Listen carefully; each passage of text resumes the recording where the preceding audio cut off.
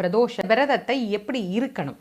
காலையில் எழுந்த உடனே நீராடி விட்டு சிவபெருமானுடைய நாமத்தை நாம உச்சரிக்கணும். சிவாய நமக. உபவாசம் இருக்க முடிந்தவர்கள் உபவாசமாக இருக்கலாம். உபவாசம் இருந்து மாலையில் சிவனுடைய ஆலயத்திற்கு சென்று சிவபெருமானுக்கு 4 மணி 4:15 இருந்தே கோவிலில் பூஜையெல்லாம் ஆரம்பிச்சிருவாங்க. நந்திக்கு அபிஷேக ஆராதனைகள்லாம் செய்து அதற்கு பிறகு சுவாமிக்கு அபிஷேக ஆராதனை செய்து நந்தியில சுவாமி எழுந்தருளி அருள் புரியக்கூடிய நாள். அதனால ஆலயங்கள்ல நந்தி வாகனத்துல சுவாமி ஆரோகணிக்கக்கூடிய அவருடைய பிரகார வலமும் அன்னைக்கு அமைந்திருக்கும். இதன்படி அன்னைக்கு வழிபாடு பண்ணிட்டு அங்க இருக்கக்கூடிய அடியார்களுக்கு ஏதாவது ஒரு பிரசாதம் நைவேத்தியம் பண்ணிட்டு நீங்க விரதத்தை நிறைவு பண்ணிக்கலாம். ஒவ்வொரு பிரதோஷமும் இது போல விரதம் இருந்தோம் அப்படின்னா சிவபெருமானுடைய கருணையை பரிபூர்ணமாக நம்மால் அந்நாளில் பெற முடியும்.